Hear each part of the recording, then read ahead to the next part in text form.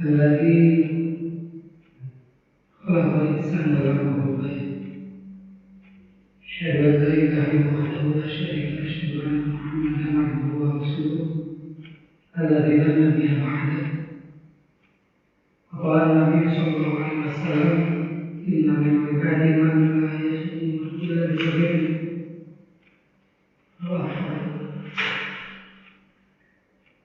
dan pujian dari Allah Zat yang telah menghidupkan dan mematikan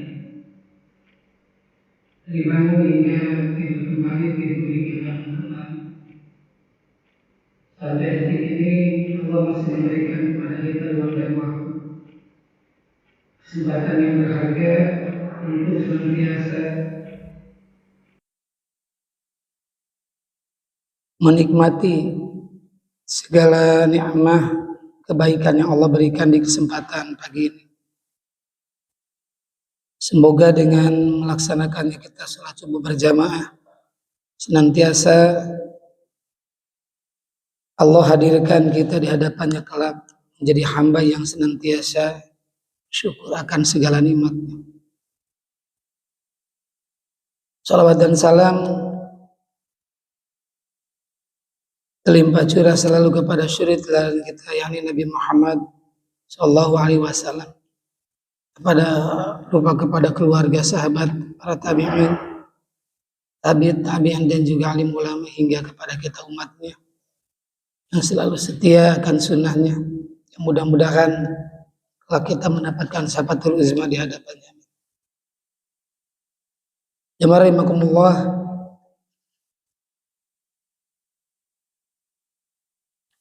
berawal dari ayat Al-Quran surat Al-Hajj ayat yang ke-11 dan juga hadis Nabi yang tadi saya bacakan dalam muqaddimah.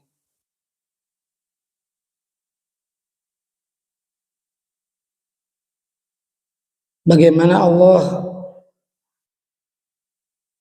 mengibaratkan manusia-manusia yang senantiasa tidak istiqomah di jalan Allah.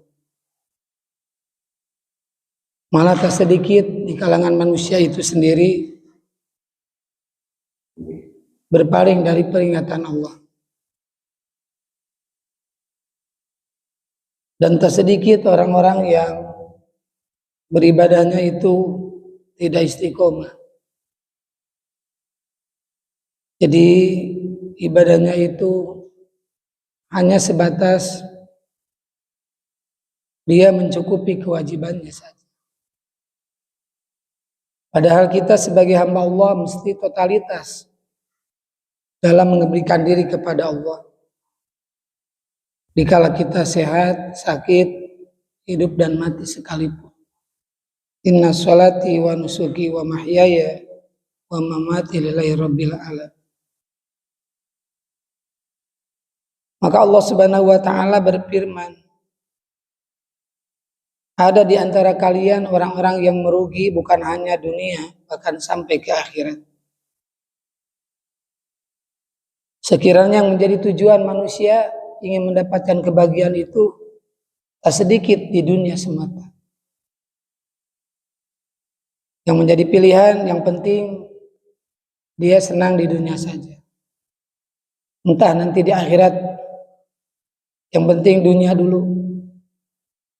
Banyak orang yang berpikiran seperti itu. Maka tak aneh jika manusia berlomba untuk mencari kesenangan dunia semata.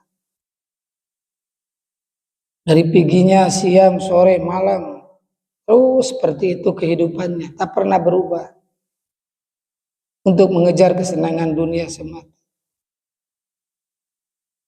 Padahal belum tentu dunia yang kita miliki ini menjadi kesenangan bagi kita dunia maupun akhirat. Untuk dunia saja kadang-kadang ada yang disebut dengan balasan. Ketika dunia yang kita dapatkan dari cara yang haram, maka haram pula nanti. Begitu juga ketika kita mendapatkan dunia yang halal, maka akan halal pula. Maka tidak mudah menjadi hamba Allah yang istiqomah dalam mengabdikan diri kepada Allah. Dalam surat Al-Hajj ayat yang ke-11 Allah firmankan, a'udzubillahi minasyaitonir rajim. Wa minan nasi may ya'budullaha 'ala harf. Di antara kalangan manusia banyak hamba-hamba Allah yang senantiasa beribadah ala harfin, condong, tidak teguh pendirian, tergantung anginnya. Fa'in asobahu khair itma'an nabi. Tak kala manusia itu diberi kebaikan oleh Allah, itma'an nabi, jiwanya itu tenang. Jadi lamun loba sagala-galana urang teh tenang, nyaman, ibadah segala macam. Wa'in asobatu fitnah, ketika diuji dengan berbagai fitnah, ujian, kekurangan sandang, pangan, papan dan yang lainnya. In qalaba ala wajhi, sedikit manusia yang berpaling dari Allah Subhanahu wa taala. Naudzubillah tsumma naudzubillah. Allah firmankan khasirad dunya wal akhirah, yang demikian itu orang-orang yang merugi dunia maupun akhirat. Jadi kerugian bagi mereka bukan hanya dunia, bahkan sampai ke akhirat. Maka tak kala kita seorang yang beriman diuji dengan berbagai kekurangan sandang, pangan, papan, itu salah satu bentuk untuk meningkatkan kualitas ibadah kita kepada Allah. Kapasitas iman kita apakah meningkat atau tidak, tak kala ujian itu datang. Karena yang namanya kehidupan, yaitulah ujian. Tidak ada manusia yang tidak lepas dari ujian. Siapapun, apakah entah itu ujiannya harta, jabatan, pasangan, baik lebih dan kurangnya, semuanya adalah ujian dari Allah. Maka dari itu Rasulullah SAW sampaikan, agar kita tidak menjadi hamba yang khusranul mubin, mendapat kerugian yang nyata, dunia maupun akhirat. Maka Nabi pesankan dalam sebuah hadis, ada 4 karakter manusia yang kadang-kadang tadi itu ala harfin, manusia itu condong angin-anginan, umaramena gitu. Trennya sekarang begini ikut. Tidak punya pendirian. Tak kala orang mengatakan A ya A, B ya B. Maka karakter-karakter seperti ini sangat mudah terbawa arus dan mudah untuk diprovokasi. Tanpa memfilter, tanpa tabayun terlebih dahulu. Sebagaimana yang kita saksikan sekarang di televisi yang lagi ramai. Heboh. Sebetulnya mereka ini ingin memecah belah bangsa. Sekiranya mereka dewasa, tidak akan demikian. Tidak menuduh orang sembarangan. Ya, maka tak sedikit konten-konten di media dilawan lagi dengan media oleh saudara-saudara kita dengan ilmu pengetahuan, tidak asal ngomong, tidak asal bunyi. Kenapa? Karena merasa dirugikan orang-orang yang senantiasa mereka betul-betul berpegang kepada hukum-hukum Allah, Al-Quran dan As-Sunnah. Dan manusia bisa menyaksikan mana yang benar dan yang salah. Mana yang berpegang teguh kepada hukum Allah dan Rasulnya, dan mana yang tidak, atau asal-asalan tadi. Nah, kita tidak perlu ikut komen rame-rame. Kenapa demikian? Qul khairun aw litas. Berkata yang baik atau lebih baik dia. Nah, kita pun sama selalu berhati-hati dalam menyampaikan pesan dan usia dimanapun berada. Karena kondisi zaman sekarang tak sedikit seseorang itu bisa mencari celah keburukan di saat kita khilaf ataupun lalai. Padahal membuka aib seseorang itu sangat luar biasa dosanya. Gambarannya seperti seorang anak yang menzinahi ibunya. Dan gambarannya seperti memakan bangkai saudaranya sendiri, sesama muslim terutama. ketika membuka aib seseorang. Dan ketika orang yang kita gibahkan, dia adalah orang yang soleh, bagaimana? Itu akan kembali kepada kita hukuman. Di dalam Al-Quran sudah jelas, dalam hadis Nabi berkaitan dengan membuka aib itu tidak boleh, haram hukumnya. Tapi zaman sekarang nih dia sangat mudah orang untuk menjatuhkan seseorang. Ya, baik itu kepada para ustadz, ulama-ulama dan yang lain. Saling membuka. Naudzubillahi min dzalik. Dan kita berlindung kepada Allah agar dijauhkan dari hal yang demikian. Jamaah rahimakumullah. Di dalam Al-Quran sudah jelas. Kan ada 3 kategori dakwah itu. Yang pertama ada mau'idhah hasanah. Ada bil hikmah yang pertama. Yang kedua mau'idhah hasanah. Yang ketiga wajadilhum billati hiya ahsan. Ada 3. Apakah mereka berani duduk bersama untuk memecahkan masalah? Tidak asal menuduh.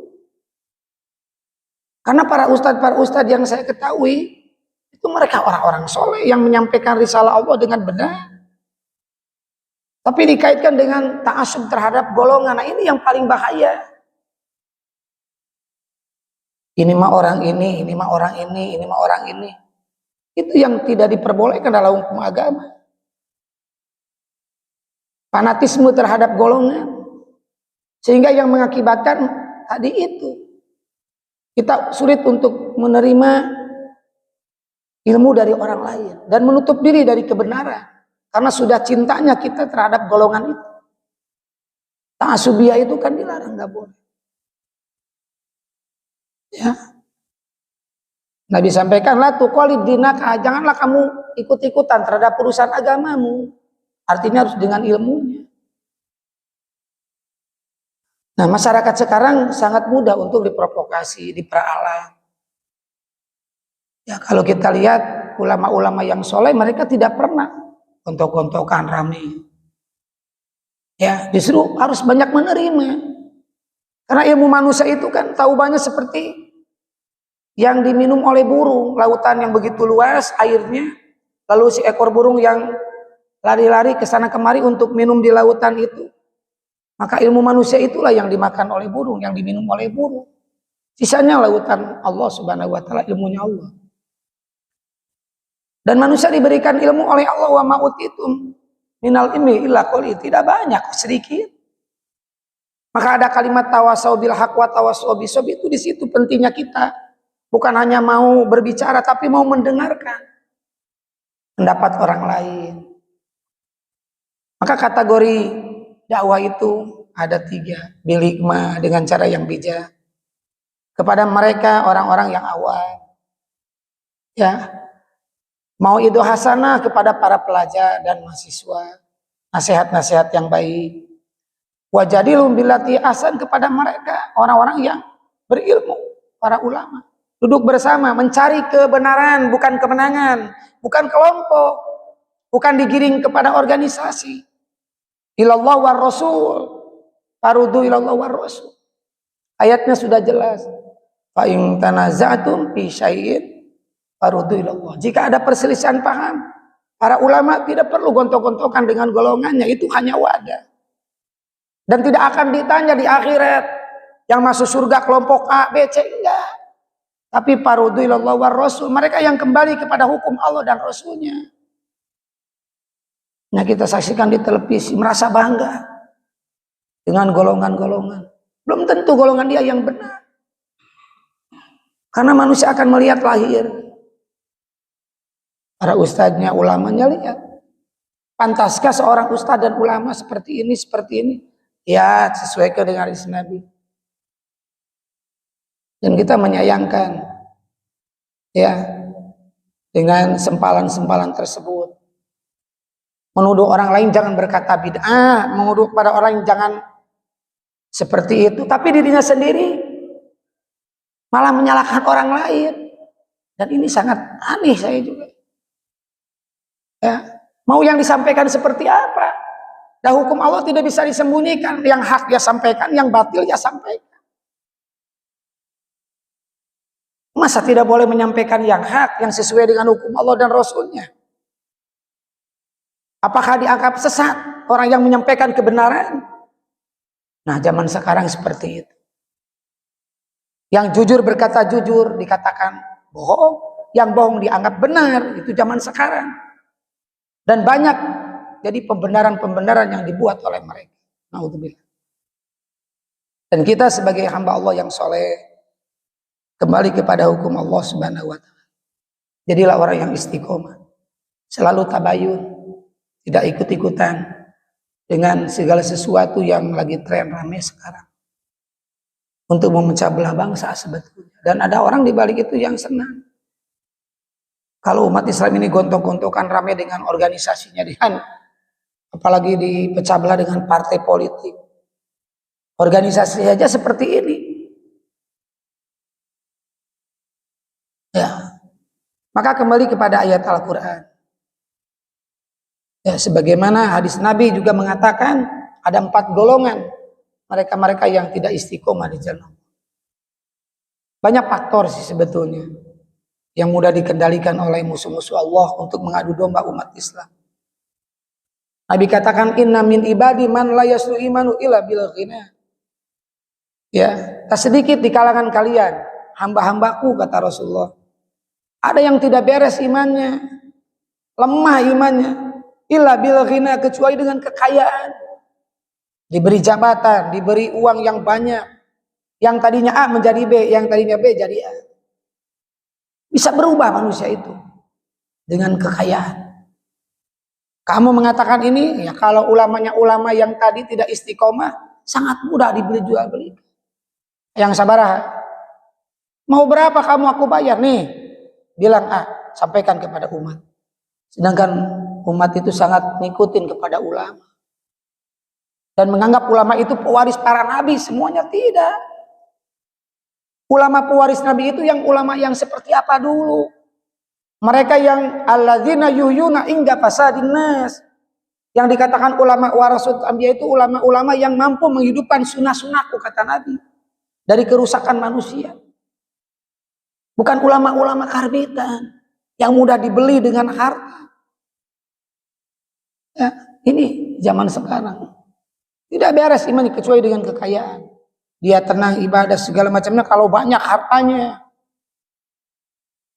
Ini yang pertama. Yang kedua Nabi sampaikan, inna min ibadi man laisu imanu illa bil faqri wal asqamtu la kafaru. Di antara umatku ada yang tidak beres imannya kecuali dengan kemiskinan. Ini yang kedua, terbalik. Dia beres imannya, tenang jiwanya kalau lagi miskin, fakir. Kalau agna itu diberi kekayaan sedikit, lah kafaro kufur. Itu banyak di antara umat-umatku, kata Rasul, yang seperti itu. Jadi tidak teguh pendirian. Ya, condong kepada yang tadi itulah. Kesana kemari, tergantung anginnya. Trennya A, B, B, itu zaman sekarang. Bukan karena hidayah dan keinginan kita, tetapi tadi. Maka yang ketiga Nabi sampaikan, inna min ibadi man la yaslu imanu illa bisiha. Ada yang tidak beres imannya umatku, kata Rasulullah, kecuali dengan kesehatan. Ya, difasilitasi dengan sehat. Mau sholat, mau ibadah, mau ke masjid, mau apapun itu lagi sehat. Walau askom tuh sedikit diberi rasa sakit, kafaro kufur lagi. Buat apa sholat, buat ngaji, buat apa sana kemari untuk beramal soleh, karena kondisinya lagi sakit. Jadikanlah alasan sehingga tidak teguh pendirian, mudah untuk tadi itu dipengaruhi. Ada lagi yang keempat, inna min ibadi man laysa imanu illa bisukmi walau asatu la kafaru. Ada yang tidak beres umatku juga, ya. Beres imannya itu ketika diberi rasa sakit. Kalau tadi rasa sehat, diberi sakit, susah untuk beribadah. Kalau ini sakit, rajin sholat, rajin ngaji. Kalau lagi sakit, lagi susah. Kalau tuh diberi sehat sedikit, lakafaro, kufur kembali kepada Allah. Maka Allah Subhanahu wa taala mengatakan ya dalam surat Al-Hajj tadi ayat yang ke-11, dzalika huwal husranul mubin. Yang demikian itu adalah kerugian yang nyata bagi mereka di dunia dan akhirat. Bagi hamba-hamba Allah yang tidak istiqomah di jalan Allah Subhanahu wa taala. Maka dengan ditampilkannya medsos yang sekarang ini sangat rentan umat untuk diadu domba. Bahkan tak sedikit adik kakak bisa saling membunuh, keluarga pun sama. Bisa mengorbankan satu keluarga dengan keluarga yang lainnya yang berbeda dengan keyakinan dengan dirinya. Itu sangat. Jamaah rahimakumullah yang dirahmati Allah Subhanahu wa taala. Maka diperlukan untuk kita sebagai hamba Allah yang beriman memfilter, tabayun setiap berita-berita yang ada. Ya, apalagi tadi itu saling serang antar media di medsos itu sangat buruk sebetulnya. Dan ketika kita mengorek kesalahan-kesalahan orang lain itu kan membuka aib, itu dosa. Sedangkan zaman sekarang sangat mudah. Nah, Ustaz kalau tidak dibuka kontennya, dibuka lagi kekurangan mereka lawan kita, gimana nanti mereka menyudutkan terus? Itulah ujiannya. Maka lebih baik kita idba billati asan asai, balas segala bentuk keburukan dengan kebaikan. Kata ulama yang di konten itu yang soleh-soleh, tidak perlu dilawan dengan keburukan, tidak ada ujungnya. Kita mah lurus aja, kalau ngaji ya ngaji, kajian ya kajian. Tidak pernah menyalahkan dan menyudutkan siapapun. Buka kajiannya, Al-Quran dan hadis sudah. Ya, selama ada keterangannya sampaikan. Kecuali kalau tidak ada keterangannya, baru itu dibuat-buat. Masyarakat sih kita sebetulnya begitu kompleks di Indonesia ini. Rawan. Rawan apa? Tadi dengan berbagai ormas, berbagai organisasi sangat mudah untuk diadu domba. Ya, zaman sekarang. Maka kita mesti mewaspadai orang-orang yang tidak bertanggung jawab, yang ingin memperkeruh suasana umat di negeri cinta ini. Dari dulu tidak pernah ada permasalahan. Apalagi dengan orang di luar Islam, biasa-biasa aja. Di kalangan umat Islam saja biasa. Perbedaan itu satu hal yang positif. Untuk lebih kita berpikir, lebih kita meningkatkan kembali kajian. Kok kenapa ibadah mereka beda dengan kita ya? Seperti dalam tahiyat. Umumnya kan kita menggerakkan telunjuk itu ketika kalimat asyhadu ya. Asyhadu. Mana dalilnya? Tunjukkan. Kalau bisa menunjukkan dalilnya, tunjukkan. Riwayat siapa, hadisnya siapa, harus jelas. Tidak asal bunyi. Nah, terus ketika lurus, mana dalilnya? Ketika digerak-gerakan, mana keterangannya? Kalau tidak ada keterangan itu bukan hadis, tetapi dibuat-buat oleh diri sendiri. Dan perbedaan itu indah. Sehingga kita saling mengoreksi, kenapa ya dia begitu. Sebelum nanya ke dia, kita dulu tahu nggak dalilnya. Gimana kalau di-kick balik?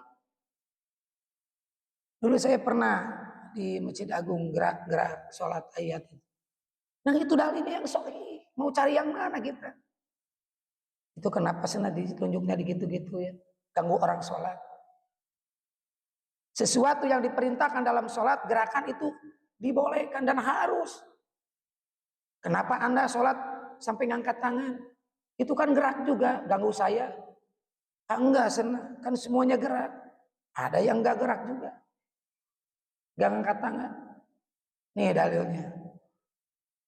Saya tunjukkan riwayat ini, kitab ini, buka. Anda mana dalilnya? Diam, tidak jawab. Nggak tahu udah kata orang. Kan umumnya di Indonesia seperti itu. Apakah mau nyari keumuman? Ibadah itu jangan. Ibadah itu harus kembali kepada Allah dan Rasulnya. Bukan kata orang. Dan ketika saya tanyakan dalilnya nggak tahu dia. Ya udah belajar lagi di sana. Kalau saya berani menggerakkan dalilnya ini, riwayatnya ini, kitabnya ini. Ketika saya tunjukkan dia nggak berani, diam aja, bingung. Karena dia nggak punya dalil, sok jangan dalil, cari. Mau sampai mana? Mau duduk bersama, berdialog di kalangan para ulama, MUI di Subang, oke, silakan. Dia gak bisa ngomong juga. Tanyain kepada para ulama, MUI Subang. Apalagi Kiai Haji Abdul Manap sekarang orangnya terbuka. Dia moderat, NU moderat. Mampu meraih ustadz-ustadz yang ada di Subang. Apa itu dari Salaf, dari Persatuan, dari Muhammadiyah, NU. Apalagi yang dikaji sekarang di malam Lailatul Izdima itu setiap malam Jumat di Masjid Agung. Kajiannya Bulughul Maram. Itu kan tradisi Persis itu. Orang-orang Persatuan Islam mengkaji Bulughul Maram dari zaman dulu. Tapi sekarang dibuka oleh Kiai Haji Abdul Manap di Masjid Agung itu. Saya di grup diajak oleh mereka. Ustaz, kita kajian Bulughul Maram. Ya, bukan tidak mau, saya udah biasa kajian itu dengan masyarakat Persatuan Islam. Dari NU mengajak gitu, untuk kajian. Ayo. Teman-teman ya biasa saling sharing di situ di Masjid Agung. Membuka kitabnya. Ya, sebetulnya baik, tidak ada permasalahan. Entah siapa ini yang memperkeruh suasana di negeri ini. Yang tidak mau menerima perbedaan di antara ulama-ulama. Dan ulama-ulama sepakat. Baik Imam Syafi'i, Hanafi, Hambali, Maliki. Semuanya merujuk kepada Al-Quran dan As-Sunnah. Ya, tidak tadi kekeh wae yang sorangan, tidak. Ya mudah-mudahan ke depan negeri ini tetap baik-baik saja. Dan ulama-ulamanya tetap istiqomah di jalan Allah. Sekalipun digonjang-ganjing dengan berita-berita yang menghebohkan. Ya, tetap saja berjalan. Karena tadi itu. Kalau di Bandung sudah tidak aneh, aparat-aparat kepolisian itu duduk bersama. Di Persatuan Islam misalkan di Piade, itu kan penuh. Polda Jabar saja ikut ngaji. Yang disampaikan bukan apa-apa, betul Al-Quran dan hadis Nabi. Apa yang disalahkan? Apakah tidak sesuai dengan hawa nafsu kita karena kebiasaan kita A? Lalu ada yang menerangkan B, kita menyalahkan Al-Quran? Tidak bisa. Kebiasaan yang buruk itulah yang tidak sesuai dengan Al-Quran dan As-Sunnah, rubah oleh diri kita. Jangan menyalahkan Al-Quran. Jangan menyalahkan hadis Nabi, apalagi yang disalahkan ustadznya. Karena ustadz itu hanya menyampaikan apa yang ada keterangannya. Masa harus disembunyikan? Dan dosa. Kalau kita mengetahui dalil lalu tidak disampaikan, dosa. Ya, kulil haq walakana murah. Sampaikan yang hak sekalipun pahit. Rasul sama dengan para sahabat dulu di zamannya berjuang itu ya tadi itu. Ya, sekarang muncul kan saudara-saudara kita di salafus soleh di salaf. Lebih tegas lagi, apalagi lebih heboh lagi. Itu dulu yang tidak baik-baik. Naudzubillahi min dzalik. Dan kita menyayangkan. Kalau dengan rekan-rekan di NU di Subang, saya bersahabat semua. Tidak pernah ada perselisihan. Saya ceramah di sini di NU sering saya ceramah. Biasa-biasa aja mereka. Tidak disebutnya tidak alergi gitu. Ya, sahabat-sahabat saya di MUI di Subang, sajakan nih menerangkan tegas tuh benar sana. Bid'ah we sana. Dia tidak pernah marah, memang ada keterangannya. Tahu dia kalau tidak menerangkan dengan dalil nggak mungkin dia. Kata saudara saya itu teman-teman saya di NU. Dan kalau dia berbicara, saya tanya dalilnya mana. Nah baru di situ dia juga ngerti ya. Akhirnya dia mundur. Susah hese kalawan dalil masih mau kuat. Itu sahabat saya di MUI. Di kalangan NU juga sama. Dan di Subang alhamdulillah bareng-bareng saja kita. Saling menghormati, menghargai. Ketika mereka menyampaikan A, silakan itu pendapat kamu. Dan kita tidak sama dengan pendapat. Begitu kan udah. Tuntas, nggak pernah sugan maksa ke itu, silakan aja. Ya. Ketika kunut begitu pun silakan itu haknya. Dan kita tidak pernah melarang. cuma saya seperti ini, itu aja tegas. Kalau ketika jadi imam kita, dia makmum kesiangan, kita nggak ngangkat tangan subuh, dia ikut semuanya, nggak ngangkat tangan. Ya, nah inilah. Dan para imam pun sama, mazhab yang 4 itu orang-orang soleh, tidak pernah ada perpecahan. Ya, dan orang-orang yang awam sajalah yang mau memperkeruh suasana, yang tidak tahu ilmunya. Dan kita tegas saja untuk menyampaikan hak, wajib disampaikan sekalipun pahit, tapi dengan cara yang lugas, tidak tadi provokasi, tidak, tapi menyampaikan dengan cara yang bijak. Pahit, tapi bagaimana supaya sampai kepada umat? Dibungkuslah dengan yang manis dulu, dibikin senang dulu. Ketika sudah nyaman, diberikanlah baru ilmu, dia itu senang. Tidak langsung yang pahit disampaikan pahit, tidak, tapi ada caranya, ada triknya dalam menyampaikan ilmu. Nah, seperti sekarang yang kondisi sekarang ramai, dan saya di grup dengan rekan-rekan ustadz-ustadz dari NU juga, saya sampaikan jangan terbawa arus. Ya siap, Subang aman, ya duduk bersama bareng-bareng, tidak terprovokasi dengan media-media yang ada di medsos, ya, yang lagi ramai. Jamaah rahimakumullah, itu diantaranya. Mudah-mudahan keistiqomahan kita sampai pada akhir kematian kita, dan anak cucu kita tetap istiqomah di jalan Allah.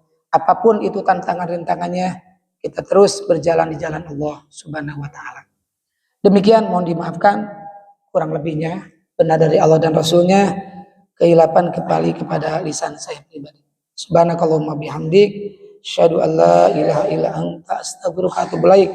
Assalamualaikum warahmatullahi wabarakatuh.